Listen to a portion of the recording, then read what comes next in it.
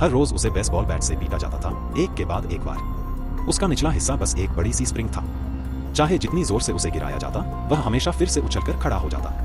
Clown को लगता था यही उसकी जिंदगी है, जब तक कि एक दिन उसकी बूथ के सामने एक राजकुमारी नहीं आई। वह इतनी खूबसूरती से नाच रही थी और उसकी पोशाक की घंटियों की आवाज सबसे मधुर थी। सैलानी भीड़ की नजरें उससे हट ही नहीं रही थी। क्लाउन उसे देखते ही दिल हार बैठा। वह रोज उसके लिए संगीत बजाने लगा। रात को राजकुमारी उसे नाचने के लिए बुलाती, लेकिन क्लाउन टूट जाता क्योंकि उसके पास पैर ही नहीं थे। फिर भी राजकुमारी को इसकी परवाह नहीं थी, वह बस मुस्कुराती और उसका हाथ पकड़ लेती। दिन ब दिन दोनों एक दूसरे से मोहब्बत करने लगे, लेकिन अच्छे दिन ज्यादा टिके नहीं। मनोरंजन पार्क बंद हो गया, सब कुछ नीलाम हो गया और राजकुमारी को एक छोटी लड़की पकड़कर ले गई। क्लाउन और राजकुमारी ने आंसुओं भरा अलविदा कहा। क्लाउन उसके लिए गिरा हुआ पंख तक नहीं उठा पाया और अपनी मोहब्बत को दूर जाते हुए देखता रह गया। उसने पूरी ताकत लगाई उसे रोकने की, लेकिन उसके नीचे की स्प्रिंग ने उसे बांध रखा था। वह बस उसका नाम पुकार सकता था और देख सकता था कि वह कोने से गायब हो गई। कोई भी क्लाउन को नहीं चाहता था, इसलिए वह उसी सूने पार्क में रह गया, दिन रात उसी खाली बूथ को देखते हुए।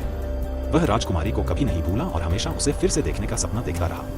एक दिन उसका बूथ टूटकर ढह गया। वह मलबे से बाहर निकला और अपने हाथों के बल रेंगते हुए धीरे धीरे आगे बढ़ा। पहली बार उसने अपने बूथ से बाहर कदम रखा। क्लाउन के पास पैर नहीं थे, तो उसने उम्मीद से भरे अपने पैर खुद बनाए। वह राजकुमारी को ढूंढने निकल पड़ा, लेकिन चाहे जितनी तलाश की, कहीं भी उसका कोई पता न चला। दिन दर दिन, साल दर साल खोजते खोजते उसकी उम्मीद धीरे धीरे टूटकर दर्द में बदल गई।